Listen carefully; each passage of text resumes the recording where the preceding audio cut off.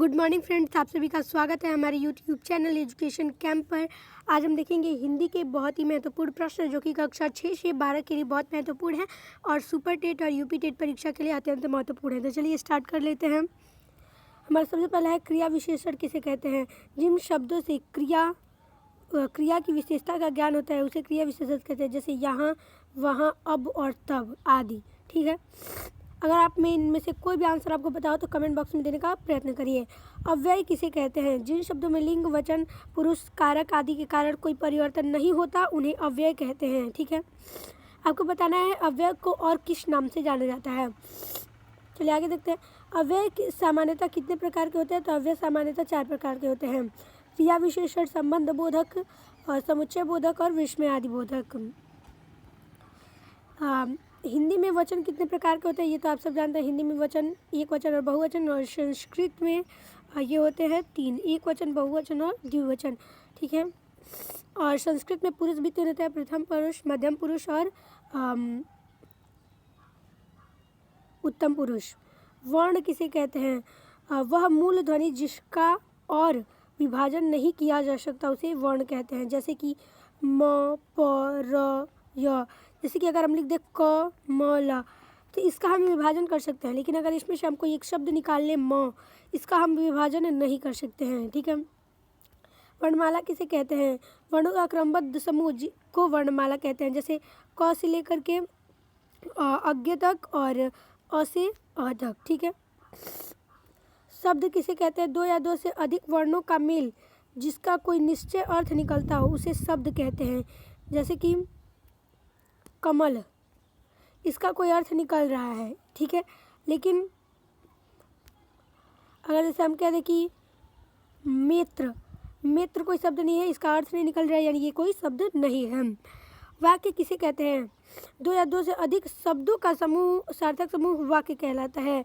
2 या 2 से अधिक अगर शब्द मिलते हैं तो वाक्य बनता है, और 2 या 2 से अधिक वर्ण मिलते हैं तो शब्द बनते हैं।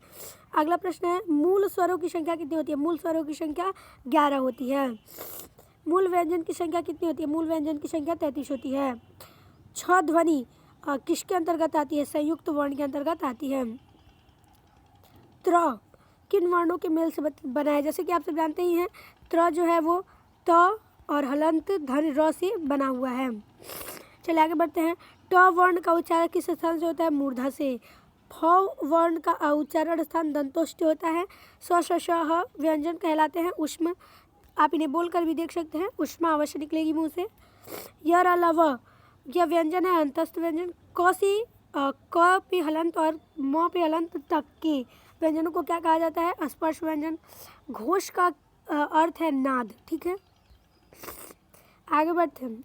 जिन ध्वनियों के उच्चारण में श्वास जिह्वा दोनों ओर से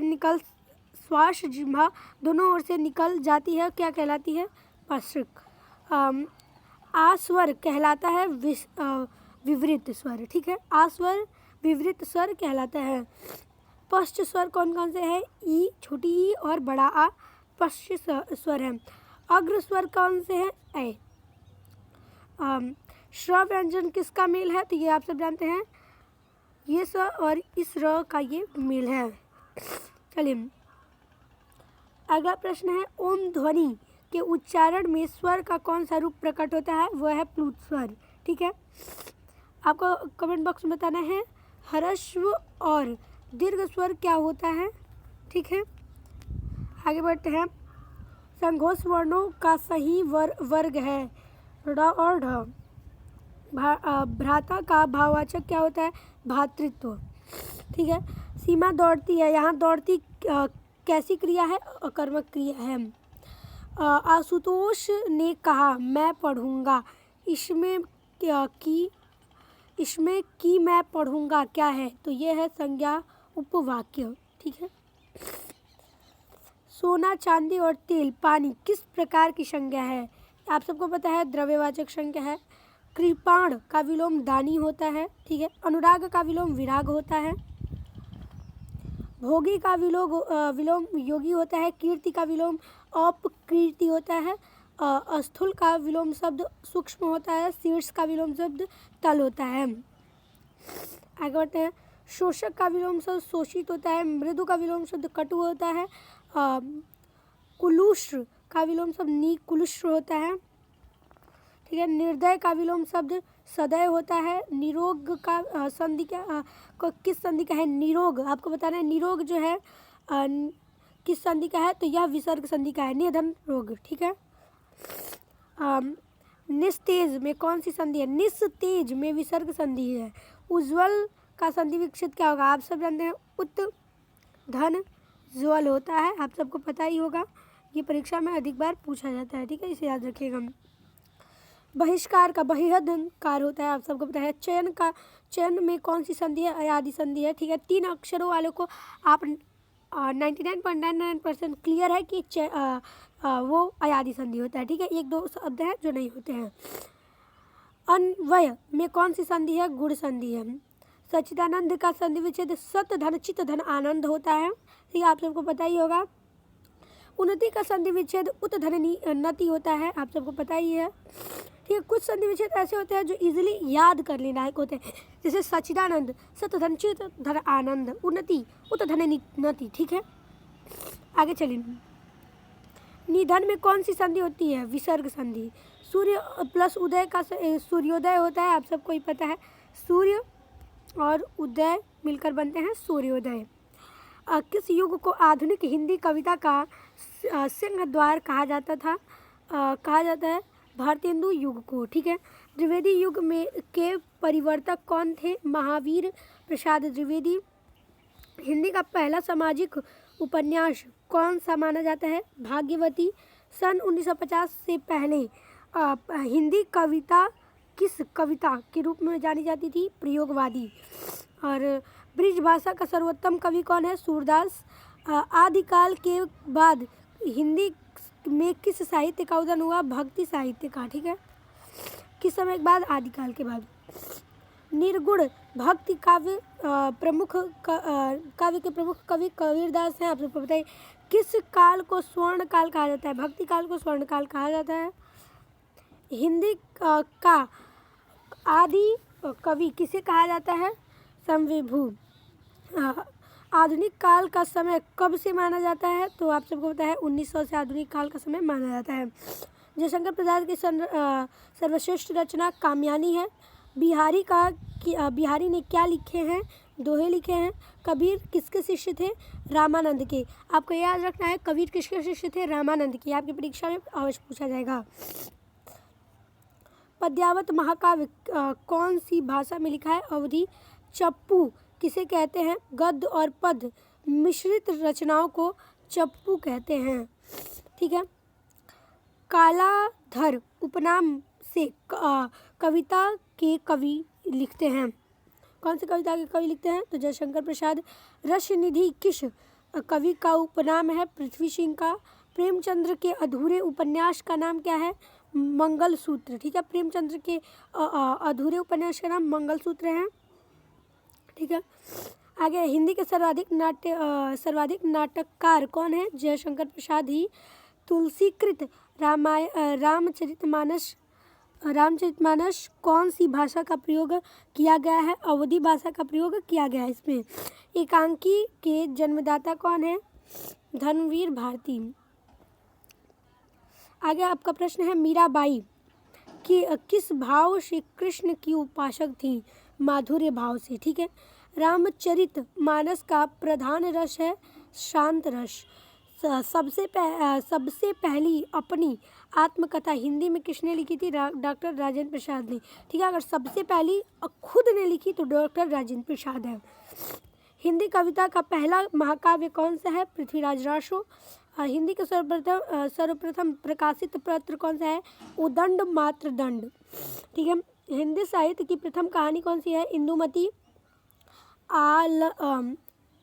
आंचलिक रचनाएं किससे संबंधित हैं? क्षेत्र विशेष से। ठीक है। पृथ्वीराज रासो किस काल की रचना है? आदिकाल की। हिंदी गद्य का जन्मदाता किसे कहा जाता है? भारतेंद्र हरिश्चंद्र जी को। कविदास की अभिज्ञान शकुंतला का हिंदी में अनुवाद किसने किया था? राजा लक्ष्मण सिंह ने। पद साहित्य में को कितने भागों में बांटा गया है? 15 भागों में, ठीक है। कवि नरेंद्र शर्मा ने राष्ट्रपिता महात्मा गांधी के निधन से प्रभावित होकर कौन सी रचना की?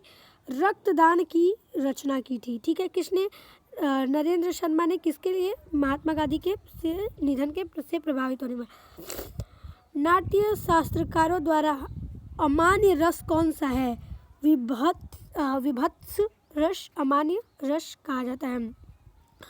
काव्य शास्त्र का प्राचीनतम नाम क्या है? अलंकार शास्त्र। रीति संप्रदाय के संस्थापक कौन थे? आचार्य वामन। हिंदी के काव्य शास्त्र में प्रथम आचार्य कौन है? केशवदास, ठीक है। हिंदी के काव्य शास्त्र के प्रथम आचार्य कौन है? केशवदास। हिंदी साहित्य किस शब्द से बना है? साहित्य शब्द से हिंदी साहित्य शब्द बना है, साहित्य शब्द से, ठीक है। हिंदी साहित्य में जीवनी साहित्य का प्रारंभ कौन से युग में हुआ था? भारतीय युग में। हिंदी भाषा के साहित्य लेखक कौन है? श्याम सुंदर दास जी। मनुष्य एक सामाजिक प्राणी है, किसने कहा था? अरस्तु ने, ठीक है। मनुष्य क्या है? एक सामाजिक प्राणी है। भाषा किसे कहते हैं? मनुष्य अपने मानसिक विचारों की अभिव्यक्ति के लिए जिस माध्यम का प्रयोग करता है उसे भाषा कहते हैं। जैसे कि इसका एक और डिफिनेशन है। चलिए आगे देखते हैं। भाषा शब्द की उत्पत्ति कहाँ से हुई? भाषा शब्द की उत्पत्ति संस्कृत भाष धातु से हुई है, ठीक है। भाषा शब्द की उत्पत्ति कहाँ से हुई है? संस्कृत की एक भाष धातु है। क्या है? भाष धातु से भाषा शब्द की उत्पत्ति हुई है। आगे बढ़ते हैं। सामान्य शब्दों में हम भाषा के किस तरह का प्रयोग करते हैं? भाषा वह साधन है जिसके द्वारा मनुष्य अपने भाव तथा विचारों को बोलकर या लिखकर दूसरे मनुष्यों तक पहुंचाता है, ठीक है। इसका प्रयोग करते हैं हम। आगे है भाषा के मोटे रूप को कितने भागों में बांटा गया है? भाषा के मोटे रूपों को 2 भागों में बांटा गया है, लिखित और मौखिक। देखा जाए तो एक और होता है, 3 होते हैं ये। अगर अलग से देखा जाए तो एक होता है आपका सांकेतिक भाषा, जिसे हम संकेत करके कुछ भी कह सकते हैं। आगे देखिए, हिंदी भाषा का संबंध किस लिपि से है? देवनागरी लिपि से, ठीक है। बोलने वालों की संख्या की दृष्टि से हिंदी का विश्व में कौन सा स्थान है? तीसरा। हिंदी विश्व में सबसे अधिक बोली जाती है, ठीक है। आपको बताना है हिंदी सबसे अधिक किस देश में बोली जाती है। सूरदास की काव्य किस भाषा में है? ब्रिज भाषा में। संविधान के किस अनुच्छेद में कहा गया है संघ की राजभाषा हिंदी और लिपि देवनागरी होगी? 343वें अनुच्छेद में कहा गया है। और वर्ष कौन सा था? तो 1949 शायद था ये वर्ष, ठीक है। हिंदी शब्द की व्युत्पत्ति कहाँ से हुई है? सिंधु से, ठीक है। चलिए आगे बढ़ते हैं हम। वर्तमान हिंदी का प्रचलित रूप कौन सा है? खड़ी बोली। जिन ध्वनियों के संयोग से शब्दों का निर्माण होता है उसे क्या कहते हैं? वर्ण कहते हैं। स्वरों की संख्या कितनी है? 11। हिंदी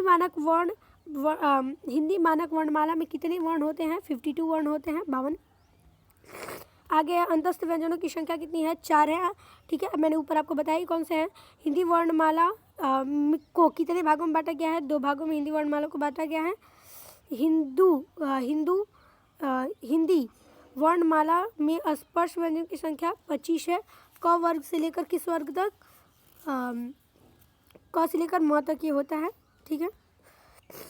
मात्रा के आधार पर हिंदी स्वरों की भेद ह्रस्व और दीर्घ है। एक अगर आप जोड़े तो प्लुत भी होता है, ठीक है। 6 वर्ण किसके योग से बना है? क धन श। हिंदी वर्णमाला में व्यंजनों की संख्या 33 है। सूरदास काव्य किस भाषा के हैं? ब्रिज भाषा के। हिंदी साहित्य सम्मेलन प्रयाग किस वर्ष हुआ था? 1910 में। संविधान की 8वीं अनुसूची में उल्लेखित भारतीय भाषाओं की संख्या कितनी है? 22, ठीक है। 22 भाषाओं को मान्यता प्राप्त है। हिंदी की विशिष्ट बोली ब्रज तथा ब्रज भाषा किस रूप में सबसे अधिक प्रसिद्ध है? काव्य भाषा। देवनागरी लिपि किस लिपि का विकसित रूप है? ब्राह्मी लिपि का है, ठीक है। देवनागरी ब्राह्मी लिपि से आया हुआ है। रामायण महाभारत आदि ग्रंथ कौन सी भाषा में लिखे गए हैं? आर्य भाषा में, ठीक है। आपको ये याद रखना है, आर्य भाषा में है ये। विद्यापति किस प्रसिद्ध रचना पदावली किस भाषा में लिखी गई है? मैथिली में। और भारत में हिंदी का संवैधानिक स्वरूप क्या है? राजभाषा है। जाटू किस बोली का उपनाम है? बांगरू का है जाटू, ठीक है। बांगरू का है जाटू। और एक मनई के दुई बेटवे रहिन, यह अवतरण हिंदी के किस कवि ने बोला है भोजपुरी से? ठीक है, किस बोली में है? भोजपुरी में है ये। ठीक है, हिंदी का पहला नाटक है नहुर्स। चलिए अगला प्रश्न है, कालिदास किस भाषा कबीरदास की भाषा थी? सधु ककड़ी।